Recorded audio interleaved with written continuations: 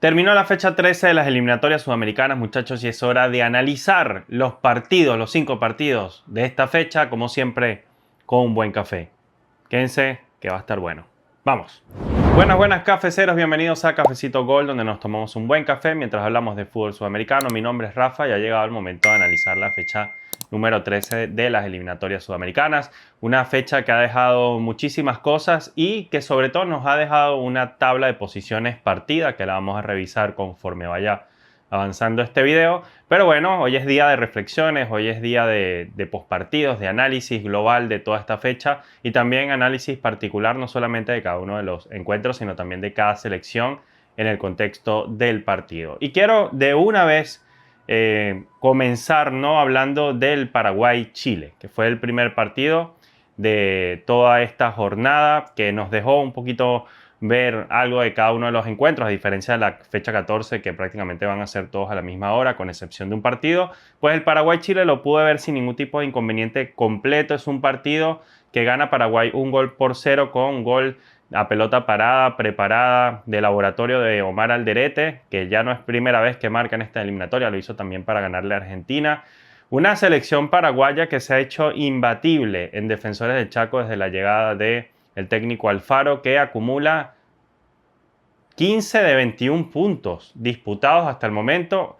Alfaro, que le ha ganado a Argentina, a Brasil, a Chile, a Venezuela, en Paraguay, y de visita ha empatado en Ecuador, una de las plazas más difíciles para empatar, por un tema de altura también y de una grandísima selección como es Ecuador. Contra Bolivia logró sacar un empate también ante quizás la plaza más complicada de todas por los 4.000 metros de altura, un lugar donde ninguna selección o club internacional había sacado ni siquiera un punto en toda la historia disputada allí en ese estadio del Alto, y además logra empatar un partido en Montevideo. O sea, se ha vuelto invencible el equipo de Alfaro, que ahora le va a tocar ir a Barranquilla a ver si el equipo colombiano, que no viene de la mejor manera, puede lograr sacarle el invicto al técnico, buen técnico argentino que tiene Paraguay. Lo gana bien, lo gana con mucha inteligencia, un partido que fue mucho más disputado de lo que algunos preveían. Yo había dicho, de hecho, que iba a quedar 2-1 a favor de Paraguay. Yo sí veía un partido cerrado por una cuestión de estilos, muchachos. A mí me parece que la selección chilena mostró una leve mejoría, ganándole a Venezuela de forma concreta y sólida en casa y empatando contra Perú cuando pudo haber ganado ese partido en Lima, y que además viene de probar algunas piezas y algunas cosas en un partido amistoso que le ganó 6-1 a una Panamá que de hecho le acaba de ganar a Estados Unidos. O sea, la Chile de Gareca venía con una cara un poco distinta y con la última esperanza de subirse al tren del repechaje. Una esperanza que, a mi manera de ver las cosas, se va, se esfuma casi de manera definitiva, porque le queda un calendario realmente complicado donde tiene que vencer a Brasil, vencer a Argentina y otras tantas cosas que la verdad se ven improbables. Ganar en el Alto, difícil lo de Chile, a falta de 5 partidos. Pero además no solo eso, sino que a Paraguay esta victoria le sirve para prácticamente sellar su cupo de manera directa al Mundial, porque la tabla se ha partido. Una Chile con 9 puntos versus una Paraguay con 20 tras este partido. Pero el partido estuvo cerradito, un encuentro en donde Chile al principio fue apabullada por los intentos de Alfaro de marcar en los primeros minutos para después encerrarse de manera interesante, ¿no? Como lo suele hacer el equipo paraguayo históricamente, que sabe jugar atrás, que sabe jugar con la desesperación del rival, que cierra todos los espacios, que tiene una gran defensa en Balbuena, Alderete o Gustavo Gómez cuando está, con unos laterales increíbles, que además de defender muy bien, como Junior Alonso, como Cáceres, como Velázquez, que no fue titular en este momento porque Cáceres anda en un buen nivel. Los paraguayos con los laterales tienen esta virtud de defender muy bien, pero también de ir muy bien arriba, para sorpresa de nadie. Y además también tienen la capacidad de proyectarse, a pesar de que no parecieran laterales muy ofensivos, se proyectan y bastante, apoyando a los extremos que son tremendamente rápidos y liberando espacios, y además saben centrar balones para que pues algún paraguayo cabecee a mansalva en plena área, ¿no? Esto es lo que ha hecho Paraguay a lo largo de la llegada de Alfaro, un equipo que se construye desde atrás, pero que además sus laterales tienen muchísima responsabilidad en el juego de este equipo. Y sus extremos, que en este caso fueron Ramón Sosa, Miguel Almirón y por un poquito más por el medio Enciso, que sabe jugar muy bien por allí, aunque creo que le faltó soltar un poquito el balón. Estos tres jugadores extremo y enganche, muchachos, la verdad es que son gasolina pura. Si bien a Sosa le ha faltado algo con la selección paraguaya, le ha costado, el jugador del Nottingham Forest, asentarse en Paraguay, de hecho pierde muchos partidos su titularidad, acá Alfaro decide darle los primeros minutos porque consideraba Alfaro que con estos tres de titular podía hacerle mucho daño y rápido a la selección paraguaya. Lo mismo planteó contra Venezuela. Yo había dicho acá, de hecho, mientras todos decían que iba a iniciar con Galarza ante la falta de Diego Gómez por acumulación de tarjetas, yo había dicho en este canal que el 11 titular iba a encontrar seguramente, o al menos a mi gusto, a Ramón Sosa, a Miguel Almirón y a Enciso, un 4-2-3-1, y efectivamente fue lo que pasó. Exactamente así fue como alineó Alfaro. De hecho, fue exactamente la misma alineación que yo puse, a diferencia de Velázquez, que me venía dando certezas porque había hecho buenos partidos con Paraguay. Pusieron a Cáceres de buen momento en su club en Europa. Entonces, acertamos el 11. La intención de Alfaro era vulnerar muy rápido a Chile, pero se encontró con una selección chilena que supo aguantar los primeros minutos del partido, que tuvo la primera clara, una pelota que recibió Aravena prácticamente solo para definir un mano a mano, y pues la defensa termina retrocediendo muy bien y Aravena no supo concretar. Entonces, Paraguay, al ver que no, en el primer tiempo no pudo vulnerar la arquería chilena y que a Chile empezaba a ganar protagonismo en el partido, ¿qué hizo Paraguay? ¿Qué hizo Alfaro? Pues sermón en el entretiempo, como pasó con Venezuela. Hizo, conforme fue avanzando el segundo tiempo, un cambio importante que fue meter a Galarza, lo que algunos pedían, ¿no? Para, para, para muchos era importante ganar la batalla del medio campo para, desde esa victoria en el medio, sumar gente de forma concreta al ataque y también evitar que Chile siguiera ganando protagonismo y siguiera creando peligro. Una Chile que tuvo 2 o 3 jugadas claras de gol, partido, repito, muy disputado, pero que desde la entrada de Galarza, Chile perdió protagonismo. Chile empezó a perder los balones que iban con cambio de frente o balones a las espaldas de los defensas o los laterales, terminaron haciendo mucho daño, y en una falta muy bien cobrada por el conjunto paraguayo, una falta planificada que se vio de hecho en la repetición, que le hacían así, ¿no? Que le iban a lanzar el balón a Cáceres, llovidito, para que la bajara al área y después de 2 cabezazos terminar haciendo gol, típico, 2 cabezazos gol. Creo que eso es una máxima del fútbol, obviamente, pues terminó ocurriendo lo que ocurrió. Alderete gana el partido. Entonces, vamos primero con los puntos altos de Paraguay. Ya hablé un poquito de lo que pudieron ofrecer los paraguayos. Ya vamos a ir un poquito más con el análisis de Chile, que creo que hay cosas interesantes que decir. Gatito Fernández estuvo excelente, ¿no? Yo creo que es un punto alto en este partido porque respondió cuando tenía que hacerlo. El partido de los laterales es de 20 puntos sobre 20 o de 10 sobre 10. La verdad es que lo de Alonso y Cáceres fue maravilloso en defensa, increíblemente bueno en ataque. Alonso ganaba todo por arriba, un tipo que no perdió ningún salto, ganó todos los duelos aéreos. Creo que el partido de Sosa es flojo, de allí vino el cambio y también se cambió un poquito el esquema, ¿no? El partido de Bobadilla tampoco me gustó demasiado. El partido de Cubas estuvo correcto, aunque en algún momento lo vi un poco dubitativo. El encuentro del Mirón, correcto. Creo que es un tipo que siempre genera mucho peligro. Y bueno, Tony Sanabria asiste, ¿no? Alderete en la jugada de gol. Creo que estuvo un poquito más colaborador en otras funciones de área, o incluso a veces saliendo de ella, que como 9.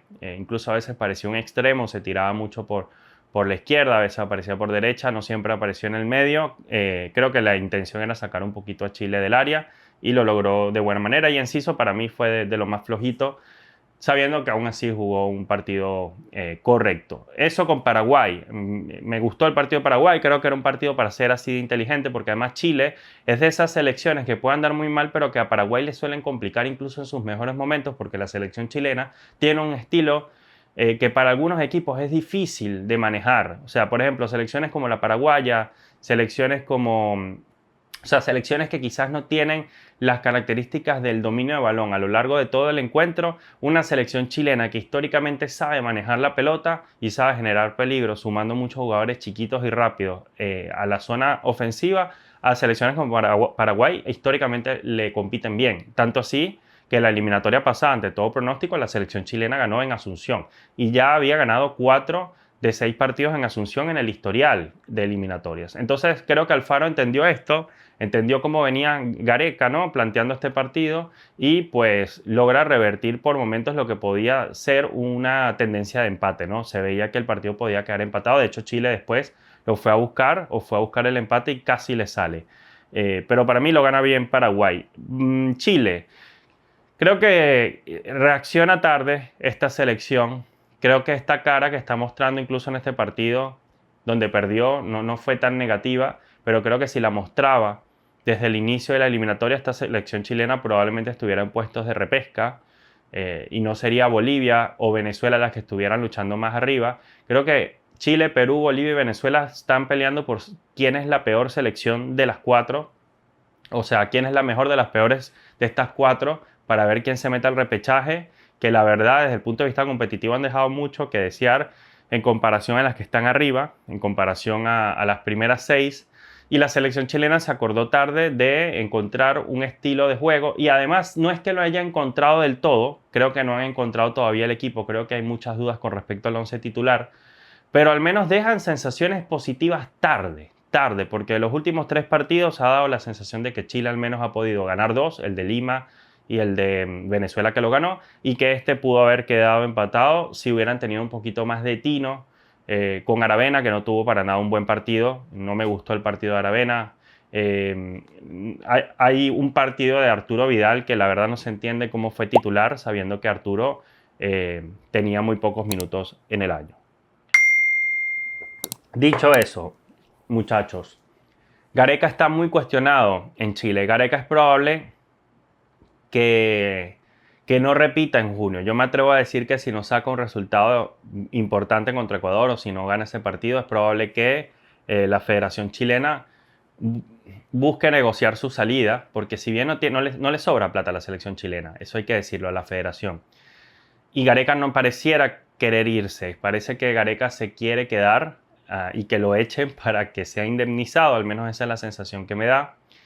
Pero no sé si va a tener la paciencia suficiente Chile de esperar a que termine este ciclo con la eliminatoria, junto a la eliminatoria, y después perder tiempo, ¿no? Para aspirar al siguiente Mundial del 2030, iniciar un nuevo proceso. No sé si esperarán hasta el fin de ciclo. Y si lo hacen, en todo caso, me parece un error. No pudo jugar Alexis, obviamente no viajó. En ese sentido, el mejor jugador de Chile para mí fue Lucas Cepeda, que demostró contra Venezuela ser un jugadorazo, que marcó un doblete contra la Vinotinto en Santiago, que acá tuvo una jugada de extremo peligro que le tapó el portero Fernández, Gatito Fernández. Esa jugada donde él engancha, o sea, se mueve con su cuerpo hacia la derecha y termina enganchando hacia la izquierda y pegándole de forma muy fuerte al balón.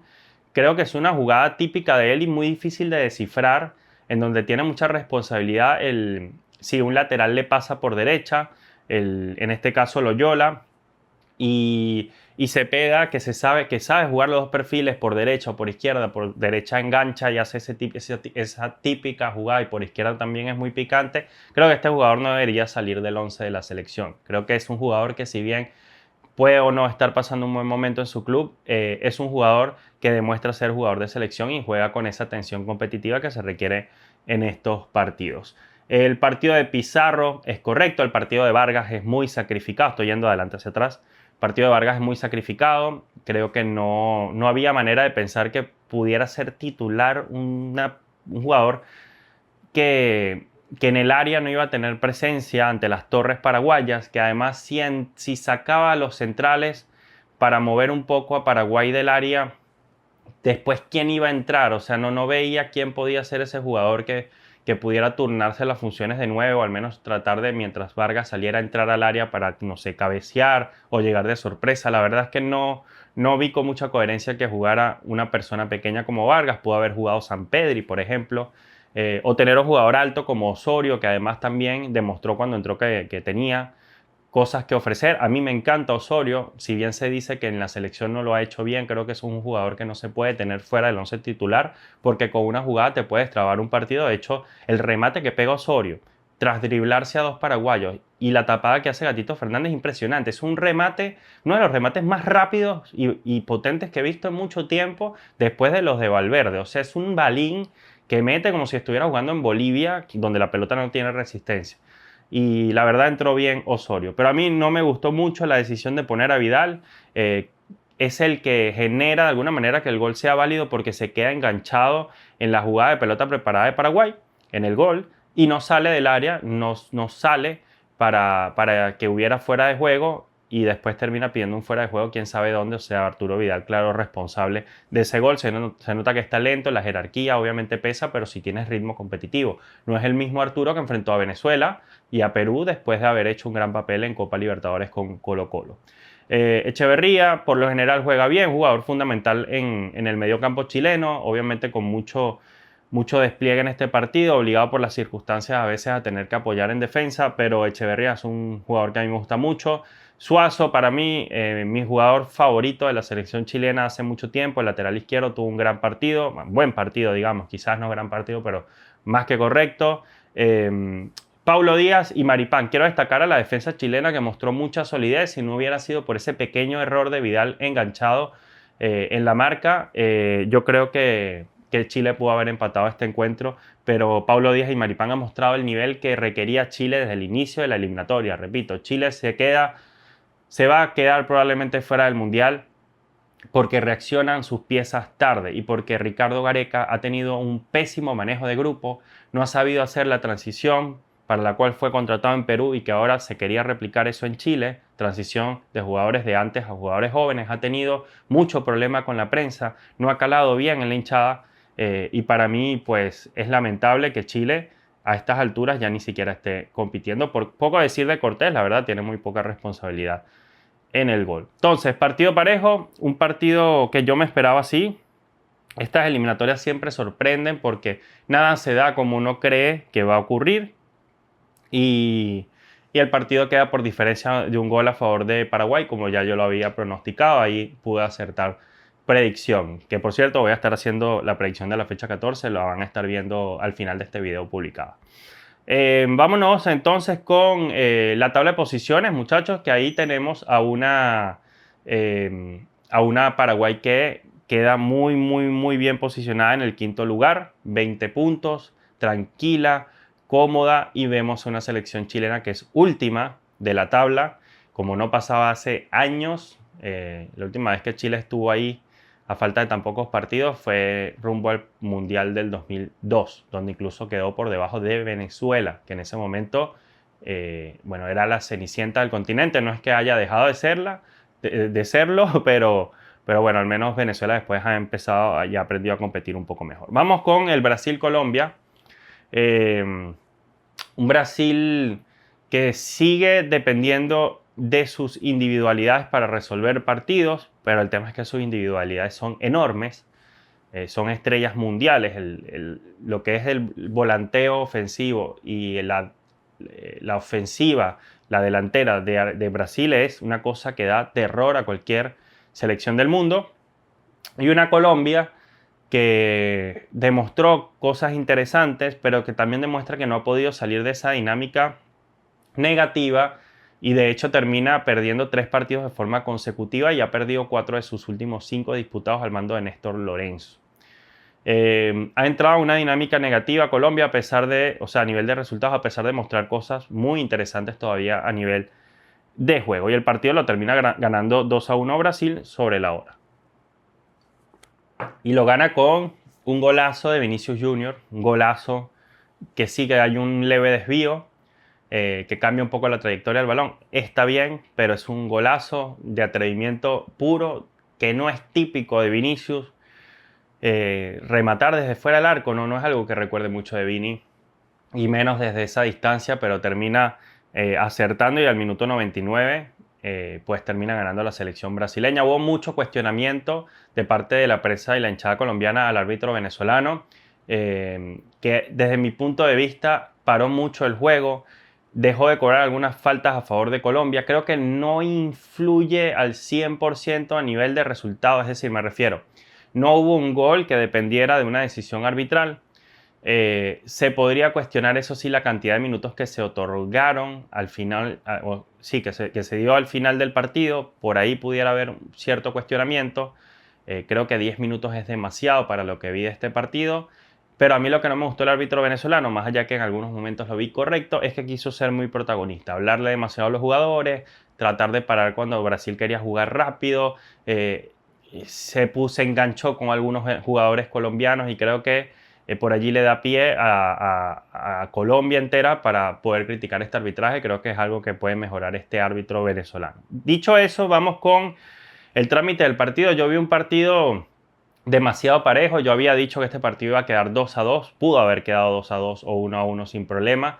Un partido que a mí al principio no me gustó demasiado, creo que estuvo más trabado y lento, por lo del arbitraje también había una incidencia allí, que lo que yo quería ver. Pero conforme fueron avanzando los minutos, a partir del minuto 30, 40, la verdad es que con la obligación de Colombia de empatar el partido, porque el partido lo empieza ganando Brasil con un penal ejecutado por Rafinha, ya con la obligación de Colombia de ir a buscarlo y encontrándolo al minuto 41, con un golazo de Luis Díaz, este partido se puso picante. O sea, este partido se puso lindo de ida y vuelta. Por momentos se rompió el medio campo y encontré lo que quería buscar, ¿no? Un partido de dos estilos muy marcados. No, dos estilos muy marcados, no. Un estilo muy marcado como el colombiano, con Néstor Lorenzo, que así pierda, sabe a lo que juega esta Colombia, sabe explotar este equipo a través de James, a través de sus laterales que son unas flechas y son muy ofensivos como Mojica y Daniel Muñoz, una Colombia que gana casi todo por arriba, una Colombia que tiene un buen mediocampo con Lerma, una defensiva sólida, etcétera, etcétera. Pero, y bueno, y Brasil que no tiene un estilo actualmente demasiado marcado porque en realidad depende mucho de sus individualidades y creo que Dorival Junior no ha encontrado como tal el equipo que haga ver esta Brasil con un estilo clásico representativo del juego bonito, que es algo que extrañamos y que no sabemos cuándo lo vamos a volver a ver, pero que indudablemente iba a ofrecer espectáculos la selección brasileña y así terminó siendo, ¿no? A nivel de nombres, en este 2-1 que resuelve, repito, Brasil con Vinicius, que había empatado Colombia con Luis Díaz, golazo, por cierto, de Lucho. A nivel de nombres vamos primero con Brasil, pues más allá del penal ejecutado, Rafinha tuvo un papel preponderante, se nota que es el jugador más influyente de esta plantilla brasileña en la actualidad, lo viene siendo desde hace 4 o 6 fechas, está en muy buen momento actualmente con el Barcelona y tuvo un gran partido, pero también lo tuvo Vini, no solo por el gol, sino también bueno, sobre todo en el segundo tiempo estuvo muy difícil pararlo por la izquierda, estuvo muy movedizo y generó bastante peligro, sobre todo en los minutos finales.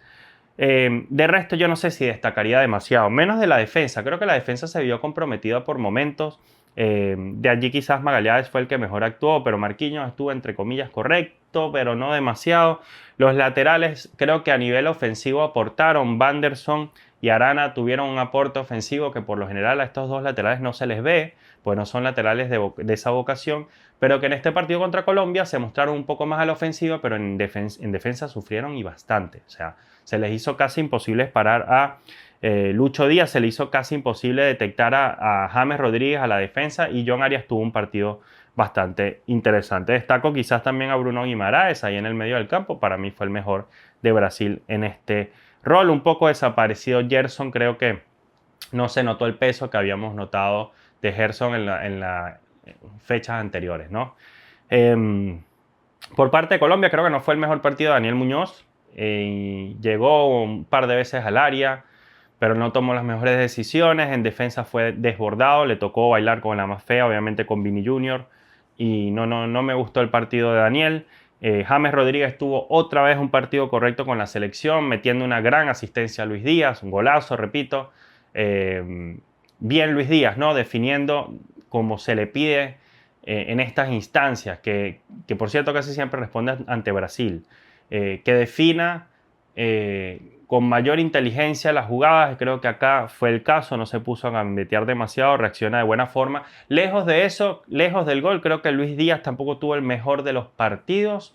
Creo que sigue siendo criticado por algunas decisiones en el último cuarto de la cancha, pero para mí es un jugador fundamental en esta plantilla. Tampoco tuvo un buen partido John Córdoba, a mí no me gusta lo que ha hecho John Córdoba con la selección colombiana. Yo apostaría por Borré de titular porque Córdoba ha fallado. Colombia está hoy en el puesto que está, que es el sexto lugar actualmente. en parte porque John Córdoba ha fallado una cantidad insoportable de goles. Se ha convertido en un terrorista del gol, John, que no tengo nada en contra de él, pero bueno, de hecho, la razón por la cual Bolivia hoy esté en zona de repechaje es porque este tipo, John Córdoba, se comió como 14 goles en el alto jugando con un hombre más Colombia. Y por esta razón pierde también Colombia contra, no me acuerdo si contra Uruguay también falló un montón, sé que contra Ecuador también, estuve revisando el partido hace poco. La verdad es que creo que es para bancar, o sea, para mandar a la banca a John Córdoba de inmediato, a pesar de que esté viviendo un buen momento en Rusia. Para mí el mejor del partido, yo creo que fue James. Destaco también a John Arias. Lo vi más participativo en ataque porque también se posicionó un poco más adelante. Yo creo que John ha tenido un rol demasiado sacrificado en esta selección como un volante mixto en lugar de tener ese rol ofensivo que a él le caracteriza o le ha caracterizado en Brasil, sobre todo cuando ha jugado con Fluminense y todo lo demás.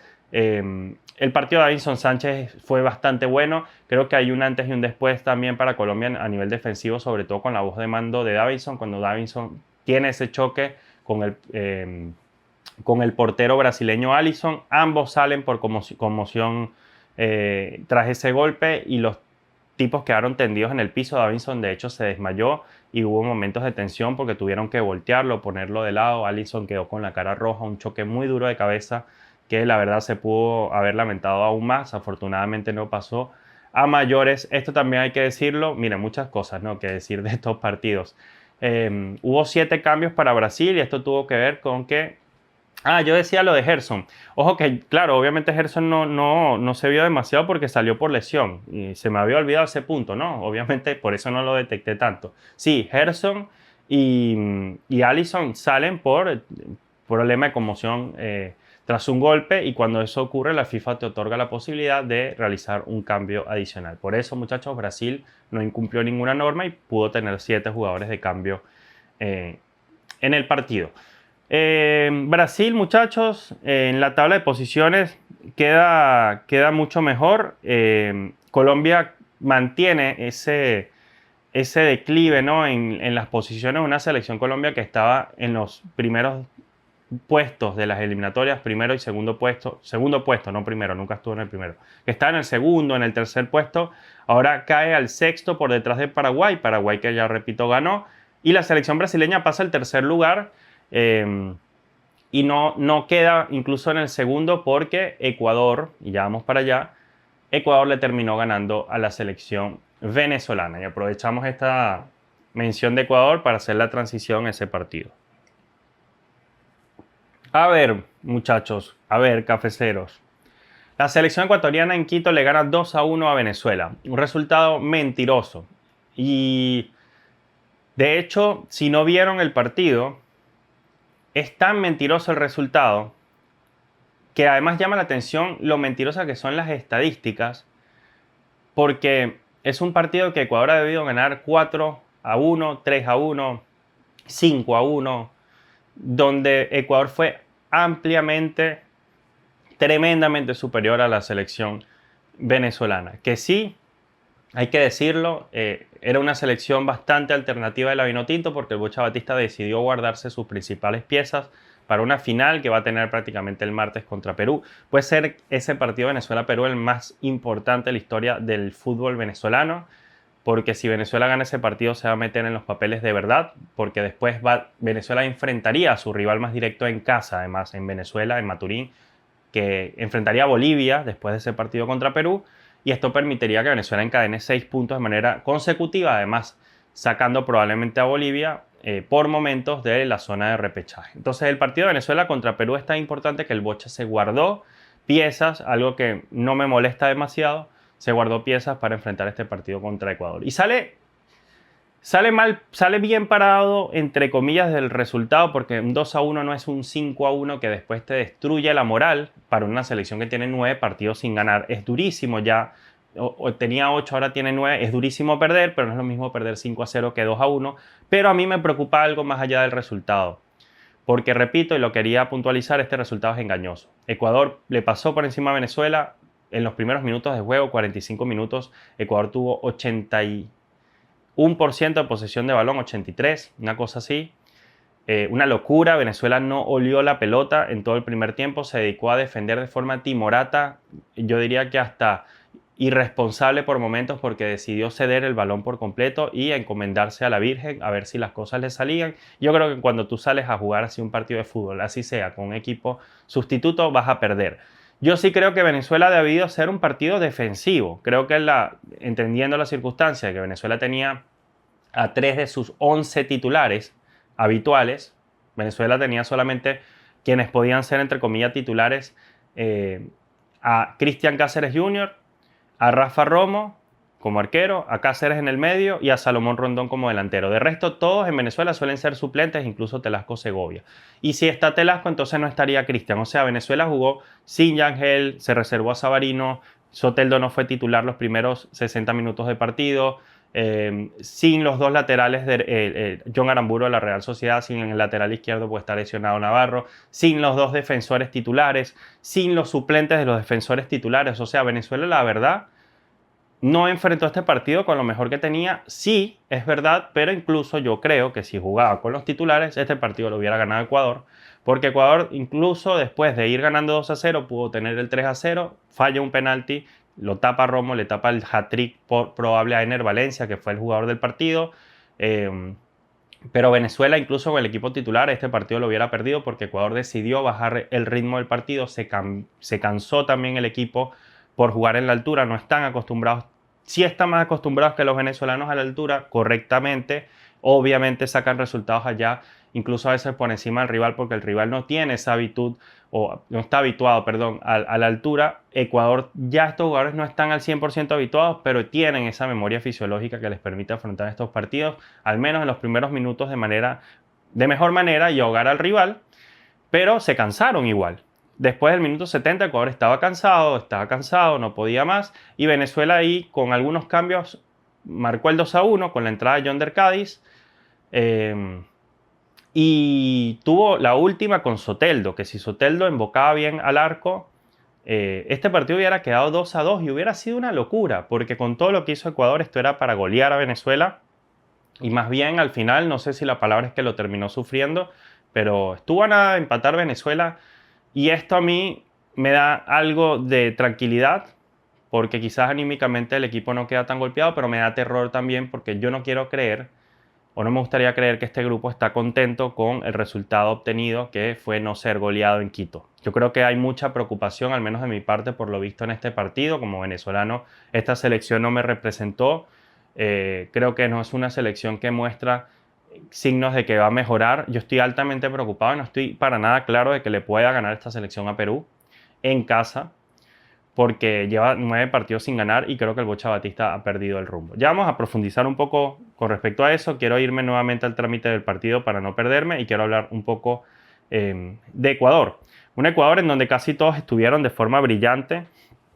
Creo que eso sí le falta a Ecuador, y eso es lógico, más allá de Ener Valencia, capacidad de concretar jugadas de acción. Es una selección ecuatoriana que defiende excelente y que a la hora de atacar creo que le falta concretar. Esto es algo que sabemos, esto es algo que no es nuevo. Llama la atención que si no es por Ener, bueno, Ecuador hubiera fallado un montón de jugadas, e incluso Ener falló un penal, ya lo dije. Necesita mejorar esto Ecuador, sobre todo de cara al Mundial, porque ya están clasificados. Ecuador ya tiene 22 puntos, en realidad 25, por los -3, queda con 22. Galíndez estuvo impresionante. Venezuela, con lo mal que jugó, aún así remató la misma cantidad de veces al arco que Ecuador. Hubo 16 remates totales de Ecuador, 10 de Venezuela, pero 6 al arco en cada selección. Remató 6 veces Ecuador, remató 6 veces Venezuela, y ahí Galíndez estuvo preponderante. Le tapó una a Telasco Segovia en el primer tiempo. Le tapa una tremenda a Yonder Cádiz, que fue tan duro el disparo que le sacó el dedo a Galíndez. Tuvo que quitarse el guante y se lo terminó arreglando un compañero, creo que fue Estupiñán. Galíndez estuvo muy bien en este partido. Tapó 2 o 3 el portero ecuatoriano. Me encantó el trabajo de Ordóñez, porque no es un lateral derecho, sino que es un central, y la verdad es que también contribuyó mucho. Incluso tuvo algunos pases importantes para dejar en ventaja a sus compañeros ofensivos en algunos momentos de peligro que se generaron en el partido. Estuvo bien tapando Por derecha a Gleiker Mendoza, el jugador venezolano que la verdad tuvo un pésimo partido en su debut por eliminatorias. Pero después cuando entró Soteldo se notó que a Ordóñez le costó el partido, así que tuvo que ser reemplazado. Pervis Estupiñán tuvo un juegazo. Lo mismo William Pacho, quizás Félix Torres de la línea defensiva fueron los más flojos, pero Pacho estuvo muy bien. Nada para sorpresa de nadie, ¿no? El defensor del PSG. Y bueno, Pervis hizo un partidazo. Ofensivamente aportó todo lo que sabemos que puede aportar Pervis. Y la verdad es que es un lateral izquierdo. Para mí puede ser top 2, top 3 del continente. Moisés Caicedo, exquisito su partido. O sea, grandioso el partido de Moy Caicedo. También para sorpresa de nadie. Tiene un equipazo Ecuador, muchachos, la verdad. Moisés dominó el partido a placer. Se apoderó del medio campo. Venezuela no tuvo presencia por allí.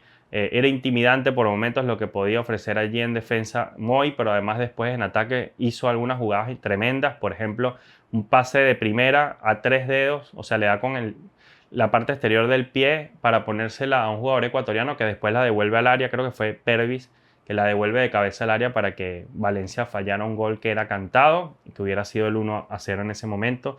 Y así un montón de otras jugadas más de Caicedo que la verdad es exquisito verlo jugar, o sea, increíble.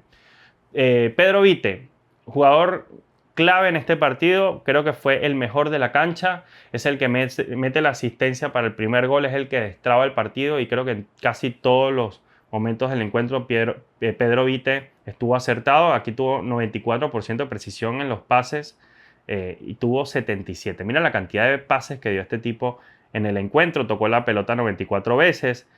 Tuvo 4 balones largos efectivos de 5. La verdad es que muy buen partido de Vite. Alan Franco, Gonzalo Plata, Corozo y Valencia completaron el 11 de Ecuador. Valencia al meter los 2 goles junto a Pedro Vite, obviamente los jugadores del partido. Franco correcto. Plata se come un gol que creo que le hubiera dado una mejor puntuación, pero también estuvo muy bien. En general, muchachos, lo de Ecuador fue excelente. Ahora, lo que no fue excelente fue el puntaje de la Vinotinto.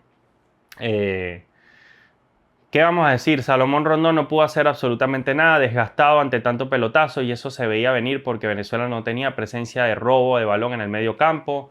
No salió con mediocampistas acostumbrados al corte. Venezuela recibe el primer gol porque le gana la espalda al lateral izquierdo, que en realidad Cristian Macún no es un lateral izquierdo. Cristian Macún es central por izquierda en una línea de 3. Así juega en su club en Bulgaria y se notó. O sea, Ener Valencia le gana las espaldas, el gol llega por un desvío, creo, o es que Ener le pega raro el balón. Romo no tapa el primer palo, algo clásico para un portero. Pero bueno, tenía dudas Romo por el posicionamiento del cuerpo de Valencia de si iba a centrar la pelota a Valencia. En realidad lo que hizo fue meterse en la escuadra. O sea, la verdad, perdón, en la arquería. La verdad es que mucha confusión en ese primer gol. Se veía venir que el primer gol está al caer. Yo hubiera preferido que terminara el primer tiempo para la Vinotinto para desde el banco hacer algún cambio y meter, por ejemplo, a Tomás Rincón, que fue lo que ocurrió, pero ya con el resultado 1-0, porque en el medio campo estábamos perdiendo absolutamente todo. El Bocha Batista, muy cuestionado por su convocatoria, se le ha ocurrido, yo creo que hizo bien en el planteamiento inicial de tratar de defenderse, pero tú te defiendes también con la pelota.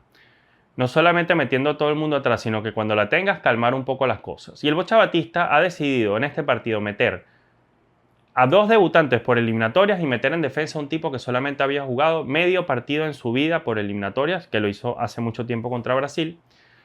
Y la cosa le salió mala. O sea, no niego que me quedé más tranquilo sabiendo que guardó piezas, porque no confío en que esta Venezuela cansada le iba a ganar a Perú. No veo cómo este equipo le pueda ganar a Perú cansada. O sea, este equipo no ha mostrado absolutamente nada últimamente. Entonces, me quedé tranquilo que haya guardado piezas y que haya guardado efectivamente las piezas más importantes, a Savarino, a Yangel, a Soteldo en el primer tiempo, etc. Pero, perdón la expresión, ¿cómo carajo tú vas a poner a debutar a Jesús Bueno en el medio campo, que necesitamos ganar esa batalla ahí? Un tipo que apenas ha visto 1 minuto en el año en Estados Unidos como suplente, y además no solamente ha visto 1 minuto en el año en Estados Unidos, sino que en el último año y medio, desde agosto del año pasado, solamente ha jugado 13 minutos de fútbol profesional en su club. O sea, Bocha Batista, tú me puedes, o sea, a mí no me vas a explicar nada, obviamente, tú ni siquiera debes estar viendo esto, pero amigo, usted gana 3,5 millones de dólares. Se lo trajeron para tratar de quedar séptimo en la eliminatoria. Séptimo, con la peor Chile de la historia, con una de las peores Perú de los últimos años, con una selección boliviana que ha sacado un resultado importante en Chile, pero que ha dado tumbos al principio de la eliminatoria y la medio ha recuperado, pero ha cedido puntos igual. Y tú vas a dejar a la selección de octava por cometer errores tan garrafales, después que éramos cuartos, tan garrafales los errores han sido que tú vienes y metes a debutar en Quito a un tipo que tiene 1 minuto en eliminatorias. Y no sé si se dieron cuenta, pero después metió a Freddy Vargas, que también creo que tenía como 20 minutos en toda su historia con la Vinotinto en eliminatorias. Tipo que juega en Israel, que no tiene el mismo ritmo competitivo que el resto. Y apenas entró, se descompensó, casi se desmaya y está internado en el hospital en Quito. De hecho, no viajó con la Vinotinto a Maturín. No va a estar en el partido en Perú, contra Perú, perdón, en Venezuela. ¿Cómo tú planificaste entonces, Batista, este partido? O sea, ni siquiera le mediste la presión a un jugador para saber si está dispuesto para jugar este partido. El tipo se te termina desmayando en el campo en uno de sus pocos minutos en la historia en eliminatorias. Me refiero a Freddy Vargas. ¿Cómo metes a Jesús Bueno con un solo minuto en el año? ¿Cómo tú osas planificar un partido tan importante donde el punto servía, donde Venezuela ya no tiene margen de error, y metes a jugar a Gleiker Mendoza por izquierda a debutar en eliminatorias sudamericanas en un contexto tan bravo, y te reservas a algunos jugadores como Joseph Martínez, o mandas a grada a Juan Piañor y a otros jugadores que pudieron haber rendido un poquito mejor que este debutante? Porque además, y hay que decirlo, si no tenías las respuestas en la banca o en la convocatoria, ¿por qué no convocaste, por ejemplo, a Alejandro Marqués, que es el quinto máximo goleador de la Liga Portuguesa, la primera división, y lo dejaste fuera? Y dejaste fuera a David Martínez, uno de los jugadores más jóvenes del torneo estadounidense y una de las futuras promesas de ese torneo, titular por momentos en un equipo donde juega Oliver Giroud, o bueno, entre otros, no los voy a nombrar a todos. O sea, algo está pasando con las decisiones del técnico argentino Batista. Y la gente está arrecha, está molesta. La gente está cansada, porque en todas las ruedas de prensa Batista dice: esto es una final, esto es una final, el próximo partido es una final, vamos por otra final. Amigo, llevas 9 finales perdidas de manera consecutiva, no has ganado ni una. Eres experto en perder finales. De los últimos 9 partidos has empatado 4 en casa. No, has empatado 3 en casa y 1 de visita. Perdón. No has ganado ni una final, ni una. Y te la pasas diciendo que cada partido es una final. Y le mientes a la gente, además. Le mientes a la gente cuando das declaraciones, porque según tú, bueno, en su momento dijiste que la altura era mental en Bolivia y después fuiste a decir todo lo contrario. Dijiste que no tenías nada en contra de algunos jugadores y dejabas fuera de la convocatoria a Joseph Martínez, dejaste afuera a Mikel Villanueva, que hubiera servido en defensa en este partido, que es titular en Europa y juega Conference League en la Liga Portuguesa con Vitória Guimaraes, no estuvo, ¿verdad? Metiste a Joshua Mejía, un tipo que tiene 20 minutos de experiencia en eliminatorias y no estaba convocado en la selección desde hace 3-4 años. Dejaste fuera al quinto máximo goleador de la Liga Portuguesa para poner a Jan Hurtado, que contribuyó en el gol, pero que en el año solo tiene 10 minutos vistos siendo delantero centro y que no hace un gol desde el año pasado, desde un poco más de hace un año. Entonces, a mí este equipo venezolano me deja serias dudas, porque incluso si trato de sacar puntos positivos, por ejemplo, de quien yo más esperaba, que era Cristian Cáceres Jr., y bueno, Salomón Rondón obviamente sacrificado, no esperaba mucho, pero de Cristian Cáceres Jr., que yo esperaba mucho en el medio campo, si además de todo este desastre de Batista, el jugador no responde en la cancha y se asusta en los momentos importantes y no responde, pues no sabemos entonces cómo vamos a clasificar a nuestro primer mundial. Cristian Cáceres Jr., el tipo que le regala el balón a Ener Valencia y se la da así, le hace un pase filtrado hermoso, regalándole el balón para el segundo gol en los primeros 40 segundos del segundo tiempo. Cristian Cáceres Jr. es mediocampista titular del Toulouse de Francia y es el jugador más rankeado del Toulouse de Francia, que no será el PSG, pero es un equipo que compite de mitad de tabla para arriba en Francia. Y equipo de Europa League recientemente. Campeón de la Copa Francesa recientemente. Cristian Cáceres Jr., el mejor de su equipo en Francia, por números, según SofaScore. De hecho, salió una publicación de la Liga francesa antes del partido diciendo el mejor mediocampista, el mejor jugador del Toulouse, según números nuestros, juega hoy. Cristian Cáceres Jr. hizo ese regalito en el medio del campo. Porque no se sentirá cómodo por los esquemas del Bocha, porque no se le encuentra un lugar en la cancha donde él corresponda, pero también hay que asumir las responsabilidades como jugadores. Porque hoy fue Cristian, antes fue Darwin Machís, en el primer gol fue Christian Macoun, y yo entiendo que puedan o no estar jugando en su posición habitual, pero se están jugando una clasificación al Mundial de Fútbol, muchachos. Y no pueden salir a jugar estos partidos como si estuvieran asustados, porque al frente tienen jugadores profesionales que no se asustan ante un contexto donde se sienten naturales, que es en un terreno de fútbol hacer las cosas bien. Porque si ustedes jugaron este partido asustados, yo no me quiero imaginar cómo va a ser el partido contra Perú. Lo van a perder si siguen así. O sea, si siguen con esa mentalidad de asustados frente a las circunstancias y frente a la gloria, acá no hay nada que buscar y esta selección a ningún lado va a ir. Y se lo digo como un fanático que lleva 30 años viendo a la selección perder partidos importantes y finales importantes. Yo creo que ustedes son menos capaces de ganar una final como va a ser el martes contra Perú que cualquier generación que yo vi en el pasado, que han sido muchas. Me dan menos confianza porque el día de ayer yo los vi totalmente asustados frente a la posibilidad de sacar un empate digno o al menos jugar un partido concentrado en Ecuador. Me dio la sensación de que fueron un equipo amateur.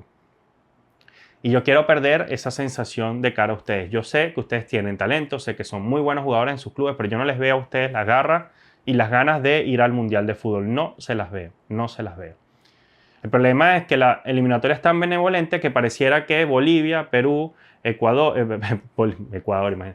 Bolivia, Perú y Chile tienen menos ganas de ir al Mundial que Venezuela. Entonces, el que un poquito más de ganas demuestre para ir al Mundial se va a meter en el Mundial de Fútbol. Hagan lo posible. Hagan lo posible. Ya la eliminatoria, pase lo que pase, de aquí al final va a ser mediocre, salvo que ganen los 5 que les quedan, que es imposible.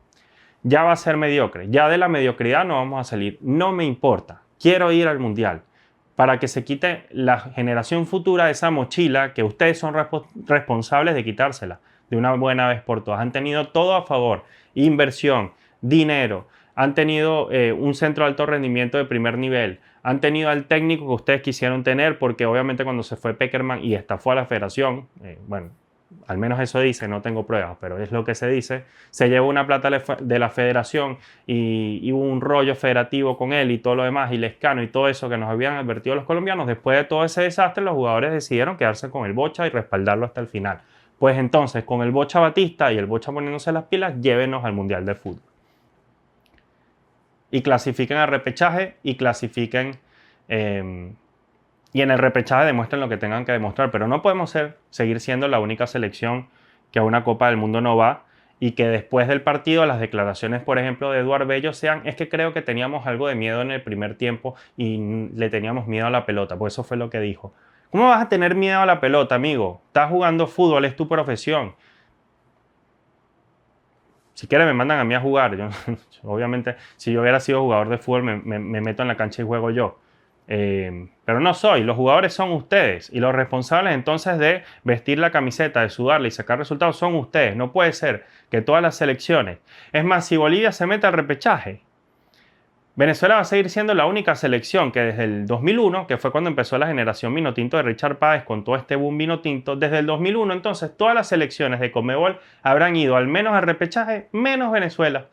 O sea que desde nuestro mejor momento futbolístico, ni aún así hemos sido mejor que ninguna de las selecciones que están aspirando a ir a un mundial. Porque todas fueron al mundial menos Bolivia y Venezuela desde el 2001, que repito, fue cuando se supone que cambió nuestra historia. Todas han ido al mundial menos Bolivia y Venezuela. y Bolivia está a punto de quitarnos el cupo al repechaje. Mira tú qué sinvergüenza, o sea, qué mediocridad, y ya basta, muchachos, ya basta. Necesitaba desahogarme. Romo sí tuvo un buen partido, tapó algunas claras, pero también hizo, sí, tapó un penal, está bien, pero él también hizo el penal. El primer gol para mí tiene responsabilidad, regaló el primer palo. Solo voy a destacar de la Vinotinto el partido de Yonder Cádiz, que me parece que entró bien, tuvo un remate tapado de buena forma por Galíndez, y el gol es una jugada acrobática que es su responsabilidad, a favor. Y creo que Jefferson Soteldo, que entró bien, que está bien que lo hayan dejado jugar 30 minutos, pudo haber cambiado las cosas, y si esto hubiera sido un empate, hubiera tenido sabor a gloria, pero no fue un empate. Si esto hubiera quedado 2-2, quizás mi cara acá fuera distinta, yo estuviera diciendo otras cosas, puede ser, pero no empataron, no quedó empatado, y como no quedó empatado, y como se empató en casa contra Ecuador, y como se empató en casa contra un Uruguay C, como se perdió con la peor Chile de los últimos años, como se perdió o como no se le ganó a Perú en su peor momento siendo última y que no había rematado ni una vez al arco o no había hecho ningún gol en la eliminatoria hasta ese momento. Como no se hizo nada de eso, como no se aprovechó a Argentina cuando se tenía entre las cuerdas, ni se aprovechó a Brasil cuando el partido pedía, o sea, como no se aprovechó absolutamente nada de lo que se tuvo que aprovechar en el pasado, un 2-1 no me sirve. No me sirve. No se logró el punto y ya está. Vámonos ahora. Mira qué largo me está quedando esto. Y es que acá es donde se me sale obviamente el amor a mi selección. No quiero cerrar esta reflexión sin felicitar al pueblo ecuatoriano. Tienen una gran selección. Yo había dicho en mi predicción que esto iba a quedar 2-0. Creo que hubiera preferido que quedara 2-0 y que Venezuela jugara mejor y diera otra cara. Quedó 2-1 y estoy molesto porque jugaron como un equipo amateur los vinotintos, pero es porque Ecuador también tiene una gran selección que se hace fuerte en estos momentos donde las papas queman y demuestra que sus jugadores están en un nivel muy superior a la selección venezolana y otras tantas que han disputado este torneo. No en vano están en el segundo puesto. Felicitaciones. Hay mucha crítica a BKHS porque iba a meter a un chico de 17 años que estaba invitado a la nómina. Porque parece que es de un club, creo que es de Independiente del Valle, ustedes me corregirán en los comentarios, y hay un problema porque se dice que Independiente del Valle maneja esta situación con los técnicos para posicionar a sus jugadores al exterior, no sé. Hay mucha molestia con eso, pero creo que BKHS lo que ha hecho hasta ahora es positivo. Ecuador, mis respetos, van a estar en la próxima Copa del Mundo y se lo merecen, y ojalá hagan un gran torneo. Bueno, vamos con Perú-Bolivia. Partido que gana Perú 3-1. Una selección peruana que se va arriba 2-0 después de intentarlo varias veces. Le costó el primer gol. Llega de hecho al minuto 37 con Andy Polo, el mejor jugador del partido. Andy Polo tuvo asistencia, tuvo ese primer gol. Que Perú se terminó combinando lindo en los últimos metros de cancha. Perú encontró el gol a través de la asociación. Perú encuentra el gol en jugadores, o encuentra este partido, lo gana, bajo un nuevo comando técnico que decide apostar por la vieja guardia en un momento donde las papas queman. Que creo que es lo que debería tratar de hacer Batista, por ejemplo, con Venezuela en el próximo partido contra Perú. Exactamente. Va a ser un partido donde los grandes, los experimentados deben disputarse ese cupo al repechaje. Una Perú que con Andy Polo, con Paolo Guerrero, que metió un gol con más de 40 años y tuvo un grandísimo partido. Junto a Andy Polo, definitivamente los mejores de la cancha. Con los grandes, pues con los más antiguos de la selección, con los de experiencia, le termina dando una Bolivia que tuvo mucho ímpetu, pero se nota la inmadurez, la poca edad de estos chicos, y que obviamente ante situaciones pesadas de apremio donde el cupo al mundial está en disputa, pues Bolivia lo puede terminar sufriendo, ¿no? Para Bolivia era también un partido importantísimo, porque si sacaba un empate de acá era yo diría que un medio, de los dos pies al mundial, para ir al mundial, iba a meter medio pie. Y si después sacaba un resultado importante contra Uruguay, por ejemplo, ganar, para mí iba a meter un pie en el mundial y faltaba el otro, que podía hacerlo si le sacaba un resultado importante a Venezuela después. Pero Bolivia lo pierde. porque es contundente Perú, logra marcar esos 2 goles, irse al descanso tranquilos, pero después Bolivia lo busca, marca el 2-1 con Miguel Terceros en un penalti, y puso después Bolivia en apremio y en aprietos a la selección peruana. O sea, de verdad Perú por momentos se vio complicado. Creo que obviamente esto tiene que ver con que hay un técnico nuevo, porque es una selección que tiene dudas y son evidentes. Es una selección que al fin sale del esquema de Fossati de la línea de 3. Obviamente tenían que ir a ofender a un equipo que en teoría es menor en cuanto a nombres que como es Bolivia, y obviamente iban a buscar en casa el partido. Entonces salen de la línea de 3, juegan un esquema que tenían tiempo sin practicar, y por allí Bolivia estuvo a punto de empatar el partido. Miguelito tuvo un gran encuentro, y me gustó mucho el partido de Ramiro Vaca, que ahí en el mediocampo para mí fue de lo más clarito. Son los 2 jugadores más talentosos de Bolivia, quizás junto a Gabriel Villamil o a Roberto Carlos Fernández. Para mí el partido de los defensores es muy malo. Medina, que en el alto vuela, cuando tiene que jugar de visita le cuesta mucho los partidos. Contra Argentina lo hizo espantoso. Mira, con excepción del partido de Chile, Medina no ha jugado bien de visita, y acá fue otra vez el caso, ¿no? Le ganan siempre las espaldas a quien considera un buen lateral, el jugador boliviano Medina. Sagredo también tuvo un muy mal partido, y la defensa entre Jaquín y Morales, por allí obviamente trataron de hacer lo que pudieron, pero no se vieron tan sólidos como uno esperaría. Una selección que pretende competir, ya lo hizo en Chile, pretende competir con otros rivales más o menos de su nivel fuera de casa. Roberto Carlos Fernández estuvo un poquito más adelantado, jugó una especie de volante por izquierda. Yo creo que su posición es de lateral y de llegar por sorpresa. Yo no estoy tan convencido de que Villegas deba utilizarlo como un volante ofensivo o como un extremo. Pero bueno, Bolivia estuvo a punto de empatarlo, pero pasaron los minutos, como adelantó líneas Bolivia, y saben los peruanos que la defensa y el medio campo defensivo de Bolivia no es tan fuerte, pues intentaron marcar ese tercer gol y lo consiguieron ya al minuto 82 con Edison Flores, otro experimentado jugador que cada vez que entra, cuando se le pide, termina marcando y termina marcando diferencia. Y el 3-1 genera de alguna forma un resultado que, así como digo que el resultado 2-1 a favor de Ecuador contra Venezuela fue mentiroso, para mí fue mentiroso el resultado de Perú contra Bolivia, porque uno podría creer que le pasó por encima a la selección boliviana, y la verdad es que en el trámite no fue así, ni en cuanto a posesión de balón, que estuvo muy dividida. De hecho fue 51-49 a favor de Perú. Yo creo, a ver, hubo 4 salvadas de porteros por lado, por ejemplo. Y hubo 15 remates para Bolivia, 12 para Perú. O sea, de verdad que remató bastante una selección como la boliviana, que a favor no tiene la virtud del gol en estas eliminatorias cuando está de visita. Así que bueno, Perú va a tener que trabajar mucho si quiere sacar puntos en Venezuela. Tiene a favor que la Vinotinto viene golpeada, y tiene a favor que estos jugadores peruanos tienen la experiencia de esta clase de partidos para revertir situaciones eliminatorias, que ya lo han hecho en 2 eliminatorias seguidas. Si Perú le gana a la Vinotinto, se va a quedar con 13 puntos. Si Bolivia no saca ni siquiera un punto contra Uruguay, Perú va a estar en puesto de repechaje. Ojo con Perú.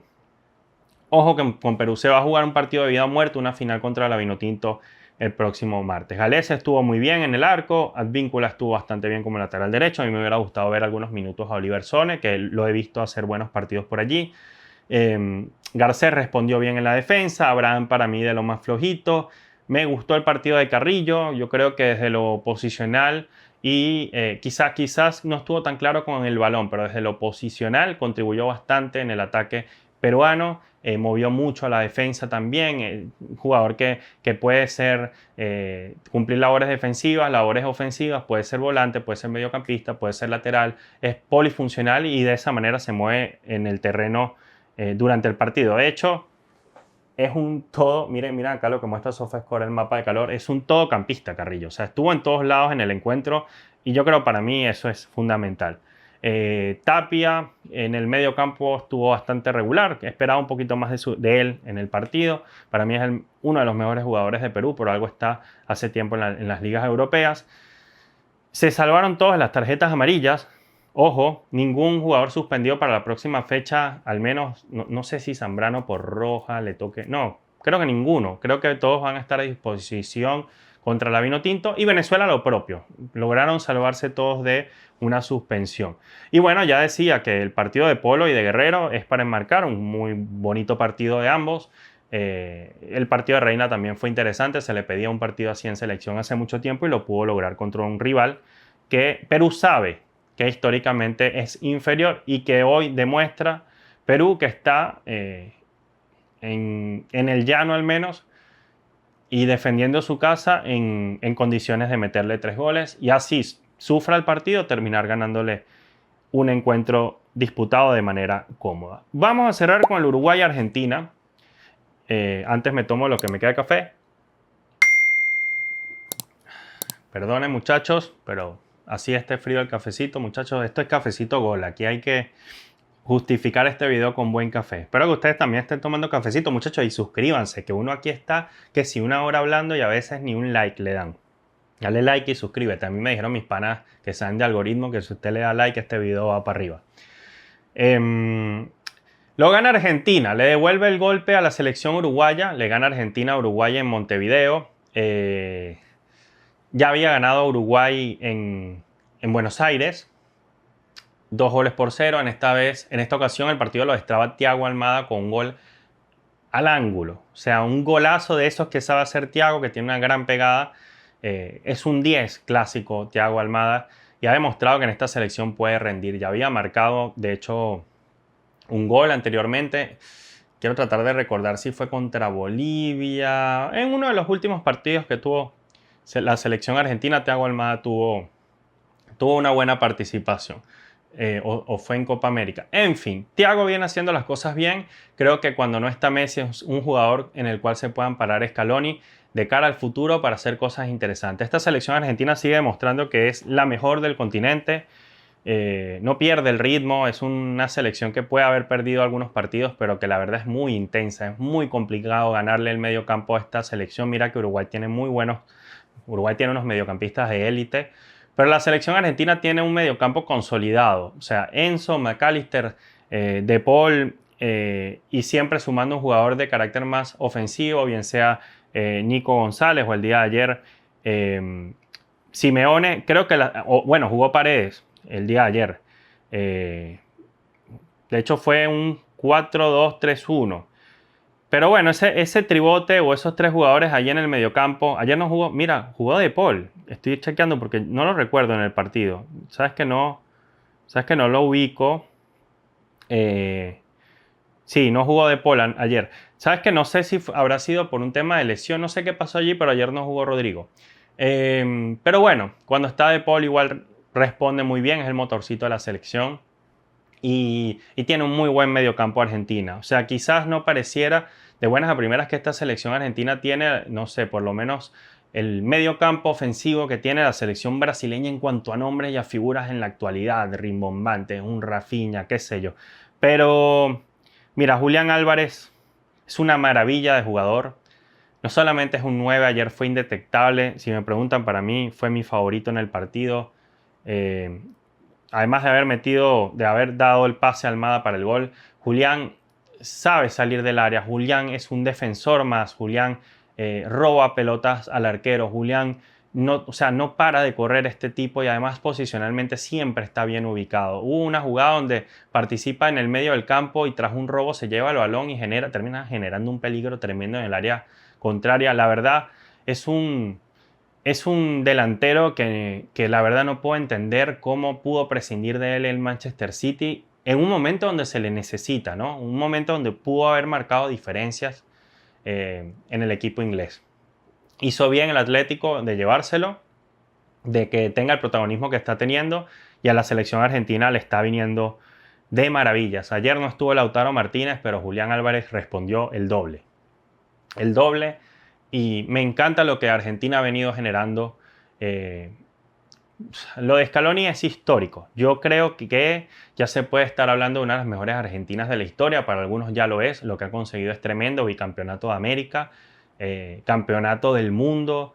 primera posición del ranking FIFA, tienen años manteniéndola, tienen años jugando un fútbol de altísimo nivel, son unos jugadores todos con hambre, que además las generaciones que vienen son todos buenísimos, un tipo como Garnacho ni siquiera está convocado, o sea, es una gran selección, muchachos, la selección argentina, y repito, lo que es el medio campo es muy sólido, la defensa es tremenda. Tagliafico, muchachos, junto a Julián Álvarez ayer. Nicolás Tagliafico, tremendo partido de lateral izquierdo, maravilloso, unos cortes en barrida.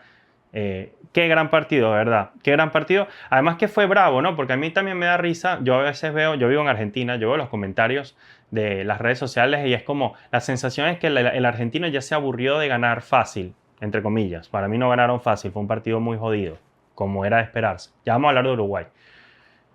El argentino se ha cansado un poquito de... O sea, el argentino tiene la sensación de que este equipo está aburrido de ganar y que están ganando estos partidos por inercia y tranquilitos. Y la verdad es que no es así, es que está en un muy buen nivel y todo el esfuerzo que conlleva ganar un partido en eliminatorias hace que esta selección no luzca como la Argentina que le metió el gol a Francia en la final, triangulando Di María con el otro y con McAllister y el golazo ese segundo de la final.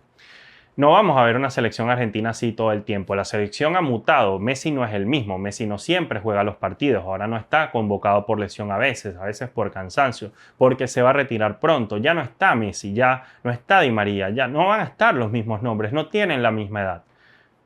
Y no están en el mismo momento que en Qatar. O sea, y aún así Argentina gana los partidos. Aún así parece a veces imposible quitarle ese primer puesto. Entonces, a mí me llama la atención poderosamente cómo algunos, después de acostumbrarse a ganar, más bien quieren que a la selección le vaya mal, a la selección albiceleste, cuando, muchachos, hay que dejar a Scaloni seguir trabajando, porque el día que se les vaya Scaloni, hay que ver cómo viene el nuevo proceso y si sabe manejar también a estas figuras. Y mira que es difícil, porque gestionar el ego de unos campeones del mundo es complicado, es complicado. Y a Scaloni con su liderazgo introvertido, bueno, que es un tipo, dicen que es muy extrovertido como persona en la vida real, ¿no? Pero él no es un tipo, o no es tímido. Yo creo que es un tipo que no es tímido, que es cero tímido, pero que sí tiene una personalidad más introvertida, más introspectiva, más de revisión interna, un tipo sensible, que en rueda de prensa, por cierto, casi se pone a llorar con una pregunta de un periodista, Falcón, creo que se llama, uruguayo.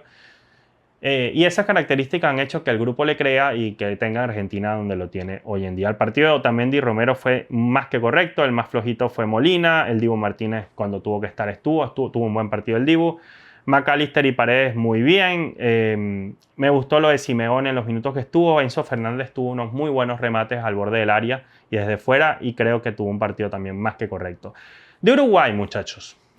Creo que Uruguay desde hace tiempo no tenía un equipo tan titular. Es decir, Bielsa al fin pudo contar con unas piezas que se le había hecho esquivo tener porque venía de demasiados problemas con lesiones, suspensiones, el problema de la Copa América, cuestionamientos, problemas con jugadores, el tema Luis Suárez, que si el otro dijo, que si yo dije, que si el loco toma decisiones locas, en fin. Y al fin pudo tener a un equipo más o menos titular. Alineó con Rochet, que tuvo un partidazo. Rochet o sea, Rochet tiene unos atajadones, que si no es como el gol de Thiago Almada, no hay forma de hacerle gol a este tipo. En Venezuela, por ejemplo, recuerdo que paró de todo. O sea, si no la Vinotinto ganaba ese partido en Maturín.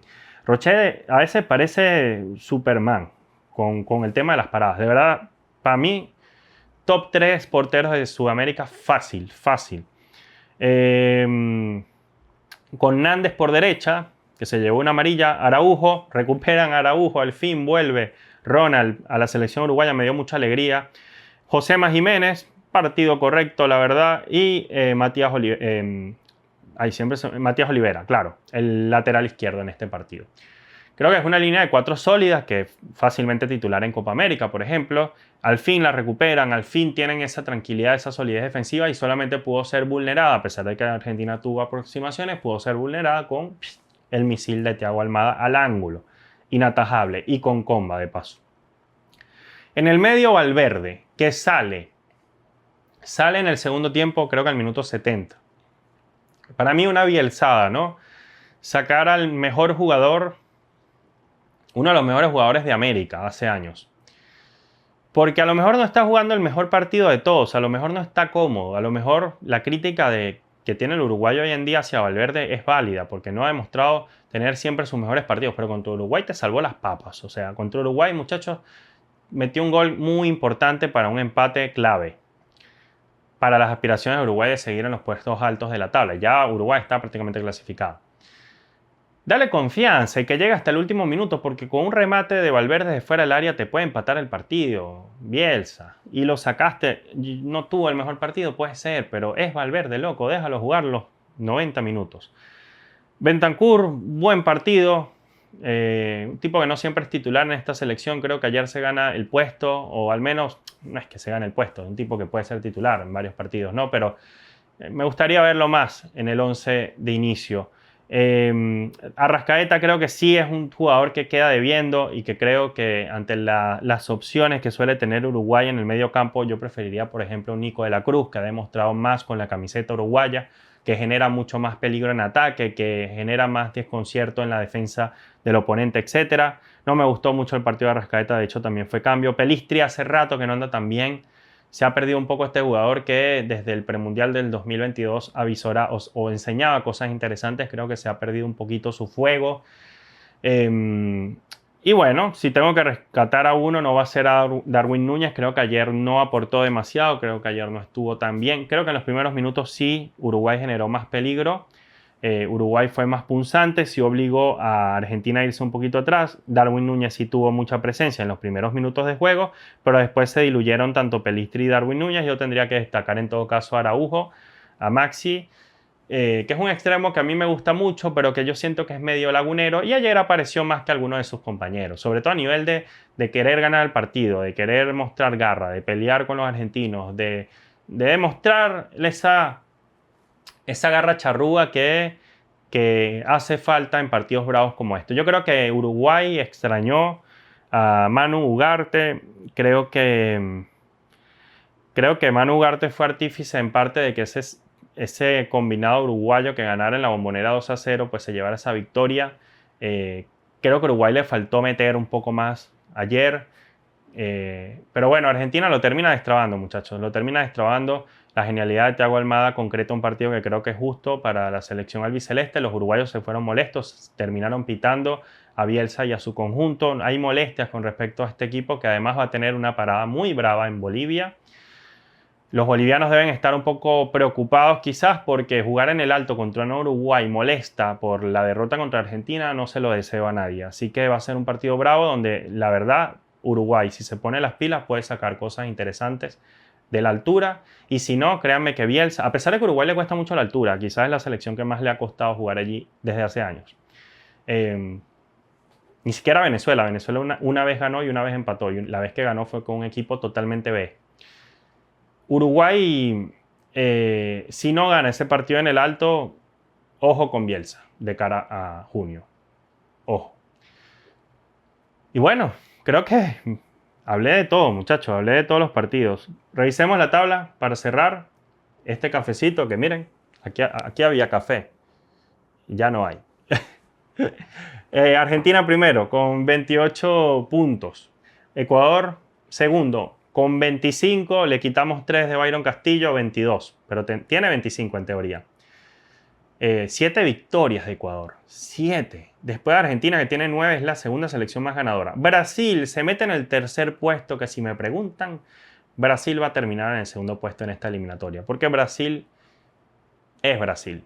Porque Brasil puede no estar jugando bonito, pero Brasil, con las individualidades, muchachos, Brasil te puede quedar campeón del mundo solo con las individualidades y jugando mal.